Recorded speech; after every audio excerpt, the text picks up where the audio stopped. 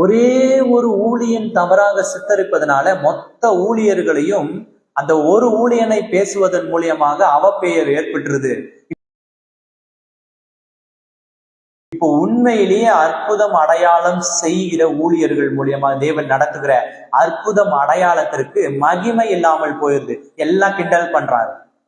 இயேசுவின் நாமத்தினால எப்பத்தான் என்று வாய்கள் நாவும் காதும் திறக்கப்படுவதாக.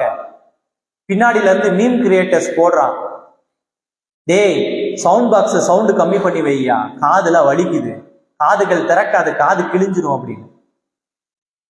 எவ்வளவு ஒரு அவமானம் பாருங்க, எவ்வளவு ஒரு நிந்தைக்குள்ள தேவனுடைய ஊழியர்கள் மன அழுத்தத்திற்குள்ள தள்ளப்படுறோம். காரணம் என்ன?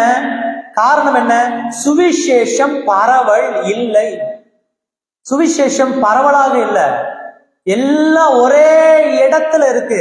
நாம என்ன நினைக்கிறோம்? நம்மளுடைய சாதாரண ஊழியக்காரன் இயேசுவின் நாமத்தினால ஒரு ரபா ஷத்தா நாம பிசாசே ஓடிப்போன்னு சொல்லும் பொழுது அற்புதம் நடக்குது.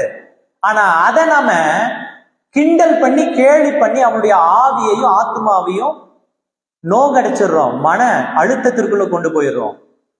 இப்போ நாம விரும்புகிற ஒரு பிரதான எல்லா அதிகாரமும் மையம் கொண்டிருக்கிற ஒரு இடத்துல போய் அந்த ஊழியக்காரர் அதை செய்தால் அதை நாம் என்ன திரும்ப செய்யறோம்? அங்கீகாரம் கொடுத்து ஒரே ஒரு ஊழியனை தூக்கி மேடையின் மேல நிறுத்தி அவனால் ஆண்டவரால் அபிஷேகிக்கப்பட்ட மற்ற சுவிசேஷம் சொல்லும் அதிகாரம் கொண்ட ஊழியர்களை நாம என்ன செஞ்சிடறோம்? நழுவ செஞ்சிடறோம், நசுக்கிடுறோம். அதிகார பரவல் இல்லாம சுவிசேஷ பரவல் இல்லாமல் போய் இது உண்மையா? அற்புதம் அடையாளங்களை தவறா பேசுறோம். தேவ ஆவியின் பலத்தினால அந்நிய பாஷையை கிண்டல் செஞ்சு பேசுறோம். ஒரு குறிப்பிட்ட இடத்தை மாத்திரமே பரிசுத்தமான இடம் என்று நீங்கள் நம்ப வைக்கிறீர்கள். இந்த இடம் மட்டும்தான் பரிசுத்தம், எல்லாரும் இங்க வாங்க, அந்த சபையில வேஸ்ட், ஞாயிறு ஆராதனை வேஸ்ட், இங்க வாப்பா நல்லா இருக்கு. ஒரே ஒரு இடம் பரிசுத்தமான இடம்னு நீங்க நம்ப வைக்கிறீங்க. இப்போ ரெண்டு காரியத்தினால இன்றைக்கு இருக்கிற ஊழியர்களுடைய மனநிலை, ஊழியர்களுடைய நிலை என்ன தெரியுமா? மன அழுத்தத்துல அதிகாரமும் கிடையாது, சுவிசேஷம் பரவலும் கிடையாது, அதிகார பரவலும் கிடையாது. என்னத்தான் செய்வாங்க? என்னத்தான் செய்வாங்க? அப்போ முடிவு என்ன? அதற்கு முடிவு என்ன? என்னோட எடுங்க வசனத்தை. ரோமர் 15ஆம் அதிகாரத்துல 21வது வசனம் சொல்லப்பட்ட அந்த வார்த்தை தான். என்ன முடிவு? நான் மற்றவனுடைய அஸ்திபாரத்தின் மேல் கட்டாதபடிக்கு கிறிஸ்துவினுடைய நாமம் சொல்லப்பட்டிராத இடங்களில் சுவிசேஷத்தை அறிவிக்கும்படி நாடுகிறேன். இதுதான் முடிவு. இப்ப என்ன தெரியுமா செய்யணும்? இந்த அதிகார பரவல் வேணும்னா, சுவிசேஷம் பரவல் வேணும்னா, ஒரே இடத்துல அதிகார மையமாக உருவாக்கி நம்ப வச்சிருக்கீங்க இல்லையா?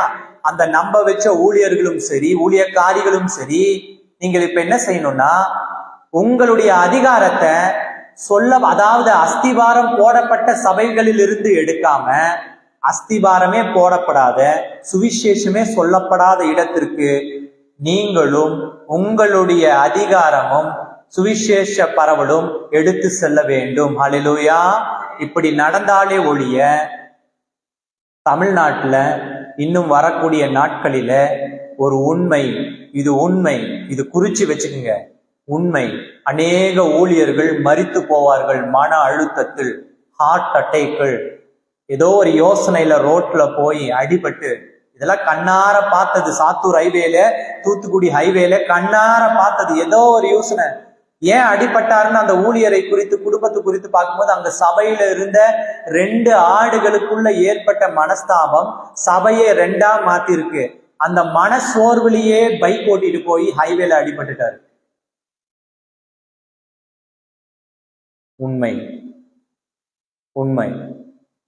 நம்ம எந்த அளவுக்கு ஊழியர்களை நாசமாக்கி பேசுறோமோ, எந்த அளவுக்கு அவமானமா பேசுறோமோ, எந்த அளவுக்கு நிந்திக்கிறோமோ, எந்த அளவுக்கு அவர்கள் இல்லாத சபைகளை ஏற்படுத்துறோமோ, எந்த அளவுக்கு அதிகார பரவல் இல்லையோ, எந்த அளவுக்கு சுவிசேஷ பரவல் இல்லையோ, இந்த இந்தியாவில, இந்த தமிழ்நாட்டுல மூளை முடுக்கு எங்கும் சுவிசேஷம் இனி 2000 வருடமானாலும் சொல்லி முடிக்க முடியாது என்பதுதான் உண்மை.